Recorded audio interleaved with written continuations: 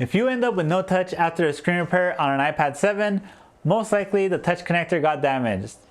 Hi, I'm Jesse from VCC Board Repairs, and in today's video I'm walking through how to replace the touch connector so you can get the iPad working again.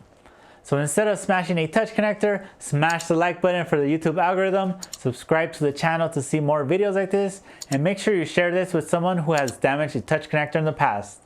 So let's get started with the video.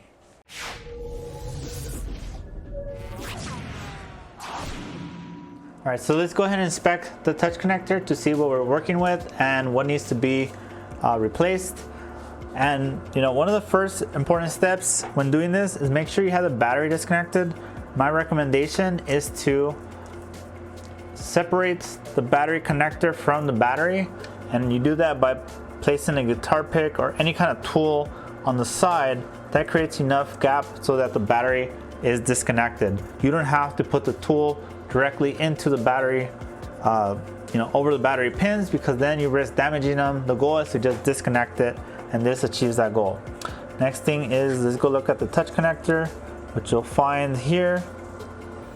It is a smashed connector, and it definitely needs to be replaced. So for whatever reason, these get damaged really easy, and I think the issue is when you're trying to align the connector from the screen and you're plugging it in, it's not always clear if you're lined up perfectly, so people just keep pressing down and eventually end up damaging the connector, as you'll see here. So it needs to be replaced to get touch working again. So the first thing I like to do is disconnect these cables here.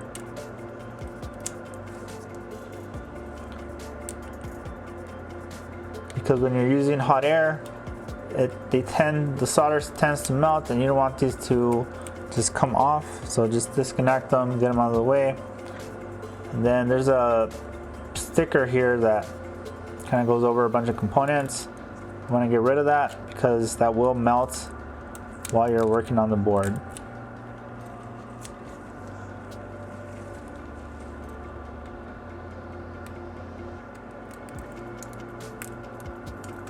You can put this back after you're done with the job. So there you have it. So these antennas get in the way, so let me just kind of move them out the way here. You could always tape them down with some Kapton tape necessary. All right, so here's the connector. So using some flux, I'm using Amtech 559 flux, just kind of flood the whole area. And then using low melt 138 solder. This solder wire is super low melt. So what I like to do is apply some to all the pins. This helps the soldering job a lot easier. It essentially lowers the factory solder's temperature to a lower melting point. So it's a lot easier to remove.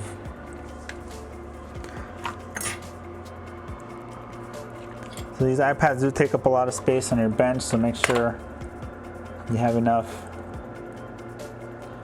adequate space here. And it doesn't matter if you melt the connector in this process because we're replacing it anyway. And this is kind of what it would look like. The goal is to just get a bunch of solder on there. Then using my hot air station, I will set it to my airflow will be, let's do 100 airflow, and let's do 425. So remember, this iPad is still in the housing, but because we are pretty far away from the battery itself, and the iPad itself is, the board is in the frame, so the frame will absorb a lot of that heat. So this is why we go higher temperatures. And then just heat in circles. Also, this connector down here is plastic, so it can melt easy, so make sure you point your hot air away. And you can already see the solder has melted on the ends. So using some wide tweezers,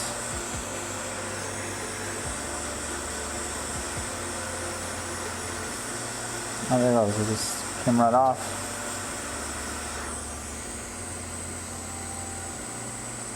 Alright, so as soon as the connector lifted, it kind of melted, which is fine. We just need it out of there. Add some more flux. There's some pins left here behind. So we'll clean that up with my iron. So now I'm using 183 solder. This is the Kester 6337 solder. And this is the one we actually want to solder with. The other solder is way too weak. If you use that solder to try to install the connector, what's going to happen is the connector is going to break off. I've tried it before and that's what I learned, so don't use that solder. Although it does make it easier to install, I don't recommend it. Alright, so some alcohol, a little towel here. This is a super easy job if you have some basic soldering skills. Although I don't recommend you just try it, you do need to practice these type of jobs. Alright, so let me just to be sure, I'm gonna wick away all the solder here. Okay, so this is called super solder or super wick 454. This is what I use. This is a giant roll. Since you're gonna wick a lot in your career, so why not buy a giant roll?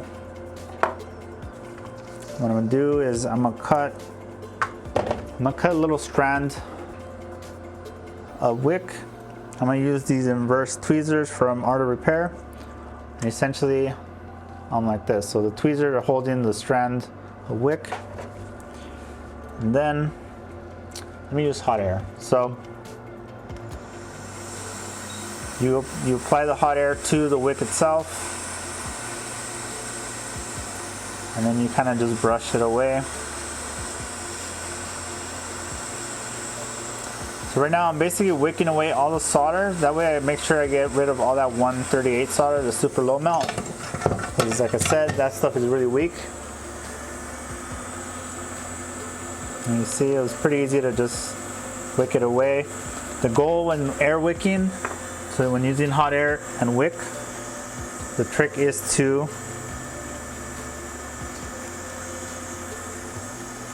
point the hot air at the wick itself, not necessarily the board. That way the wick itself kind of sucks away the solder. Right, so now we're gonna tin these pads with the 183 Celsius temperature solder wick. This is the Kester. I'll have all this linked down below in the description. And then the trick here is don't do the ground pads at the very end. Alright, so let me add more flux.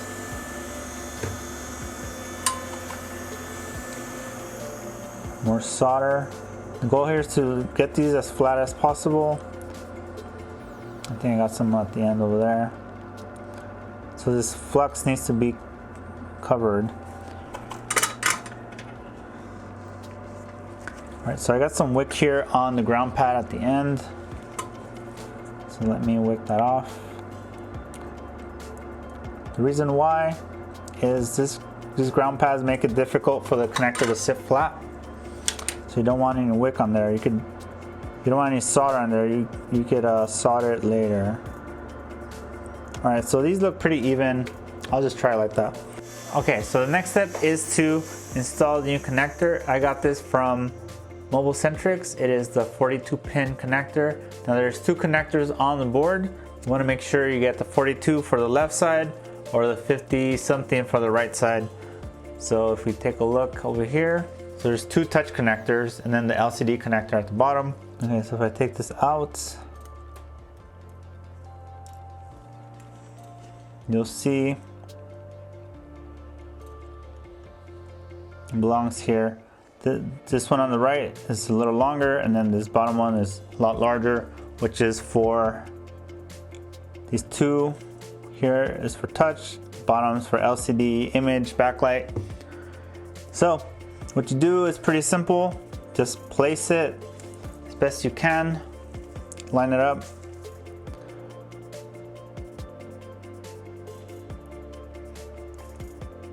And then make sure you push it down so the pins are making contact with the solder that are on the pads. And then what I like to do is line up the anchor ground pads here at the end. So look, pay attention to the spacing from the pins on the connector to the pads on the board. You want them even amounts because that means it will be centered. Also, look at the row of pins and make sure they line up directly left and right with the connector. So right now I just need a little push more upwards. All right, let's go with that. So that seems pretty lined up, pretty close. So now I'm gonna use 400 Celsius, 80 air. And then for this, I am going to stay far away and then heat straight down into the connector. This makes it so, well, this makes it so it stays at the connector as best possible. Let me heat it for a bit so the flux, I think I put too much flux there. I'm gonna hold it for a little bit and just kind of heat it from the top, let the flux kind of spread out. Because also if you put too much flux, sometimes it'll, like the component will sit on top of the flux rather than on the board. So I'm just gonna heat it. If you look at the bottom left camera, you'll see I'm kind of maybe a good 4 or 5 inches or so away.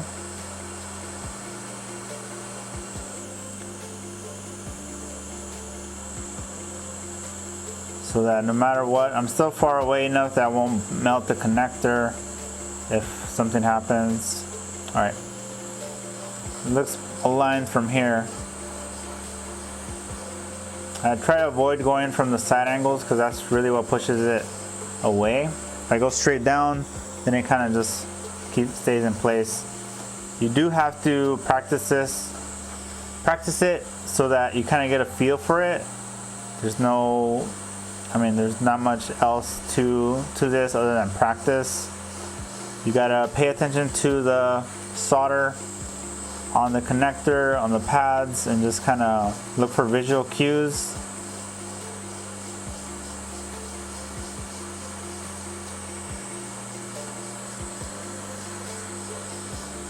Like from the camera's angle, it's kind of hard to see, but here through my eyepieces, I can still see the connector, even though I'm like directly over it and kind of in the way of the microscope.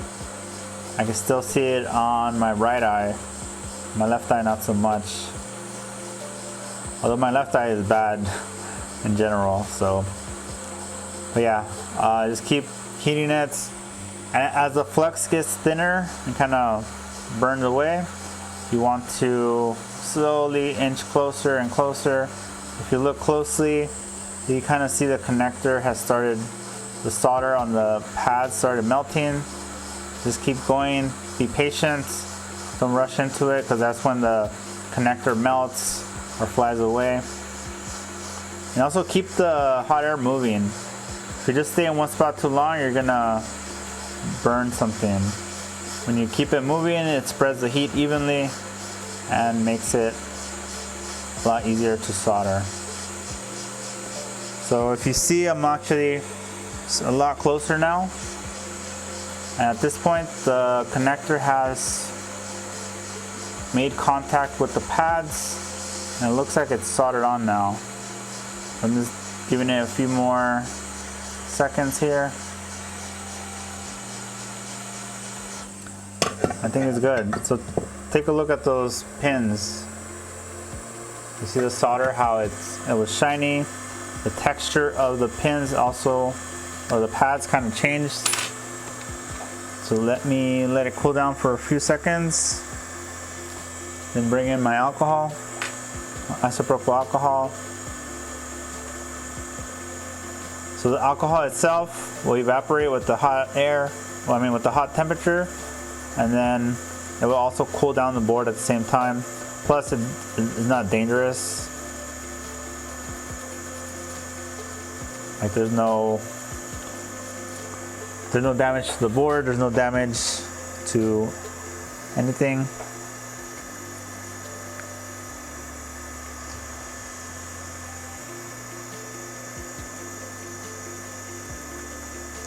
And the thing is, you do want to clean the flux out. So you don't want the flux in the connector because that makes getting the connector in really difficult. So what I'm going to do now is do a visual inspection. Luckily these iPads, they have a lot of room, so you can easily look at the side of the connector and be able to see.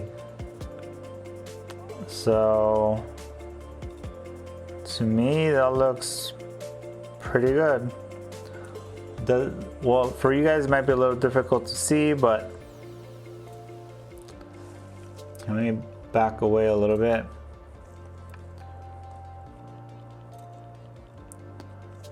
So one way to confirm that the connector is soldered on well is get a blade.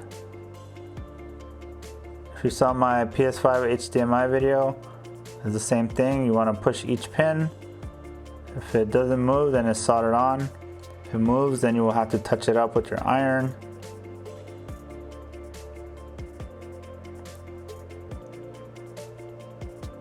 Sometimes it visually looks like it's soldered on, but when you come at it with your blade, it moves, which is weird because it's kind of like an optical illusion sometimes. All right, now from the other side. So I have the iPad hanging off the edge of the desk. That gives me the ability to come in at this angle and be able to see. Okay, I think I see one pin that might not be making contact. Or it could just be dirty. Let me get my flashlight over here.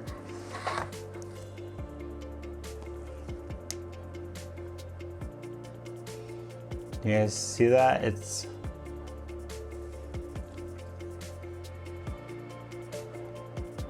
To me it looks like every single pin is soldered on.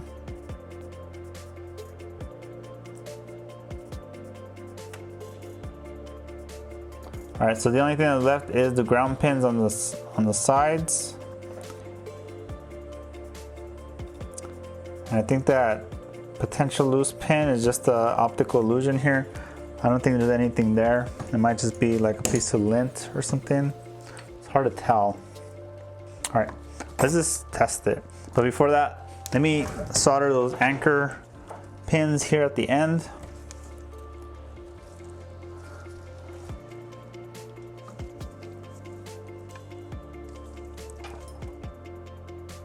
I mean, it kind of looks soldered, but let me just touch them up a little bit.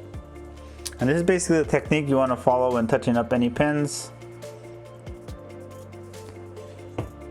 Essentially, get your solder wire. This is a 183 Kester solder, the 6337 or whatever it is. Link in the description. So put some solder on your iron tip and try to touch both the pad and the pin.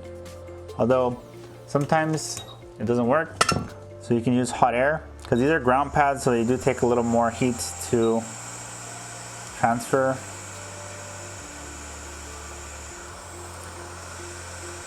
I also don't want to mess up the install here. It looks pretty good. All right, and then same for the top.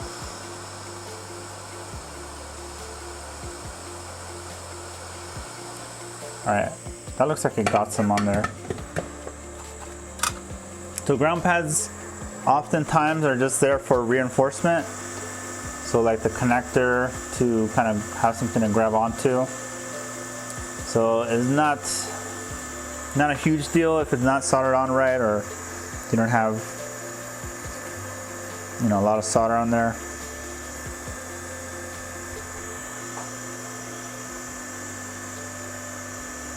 Yeah, the connector looks clean. I don't see any flux inside, so let's go ahead and test it out. So one thing is, do not reuse the same screen that caused damage to the connector, because as you can see, it is not good. You see the connector smashed on both ends. So do not reuse it. This is the customer screen, and this is my new screen. You can see it looks a lot more uniform and it's not smashed. Same for the other connector. Actually, this one looks a little smashed, but I know it works. The other one's pretty bad. So let's go ahead and test out with my screen. All right, so let's go ahead and plug in the antenna. Actually, both antennas.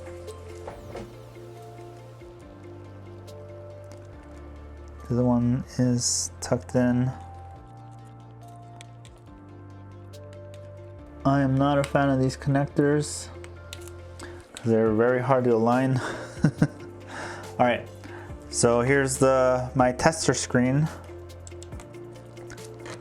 The one thing you want to look for is you want to feel, so you can look at this from the side and try to get an idea of where the connector is and try to line it up.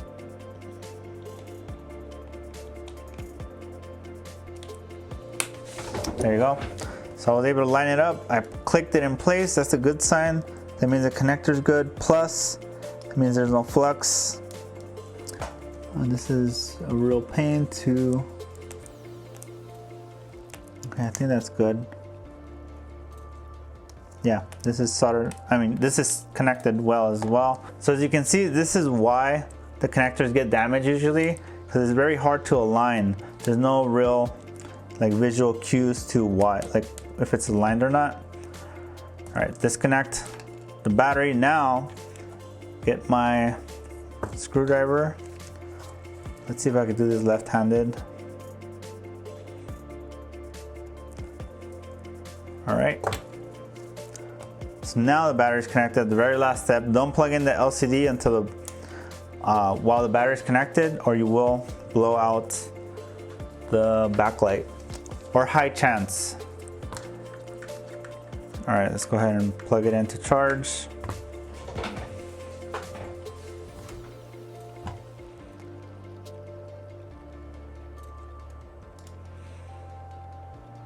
All right, so this is my USB meter on the upper left of the screen. You can see there's 1.5 amps on the right hand side, the green number. This tells us how much it's charging at.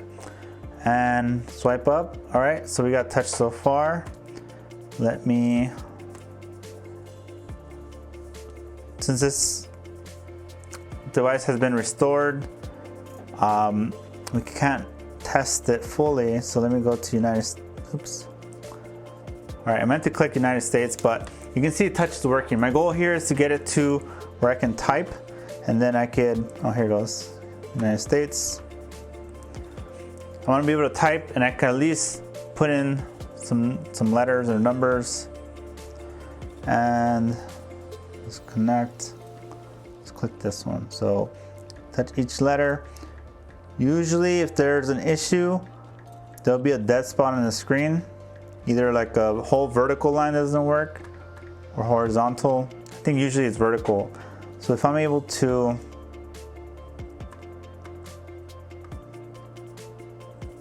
let me see what else. I can move this up and down. You can see I can move up and down no matter where I go. So I think this should be good.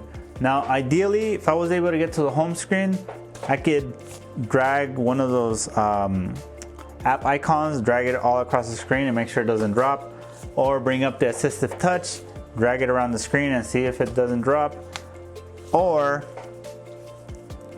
like take a screenshot or something, get an image and then draw on it and just draw, you know, lines, make sure there's no, you know, dead spots.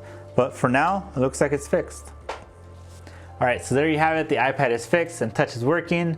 So really appreciate every one of you guys getting here, because I do have a special promo code for you. And that promo code gives you 10% off your order at merch.bccboardrepairs.com.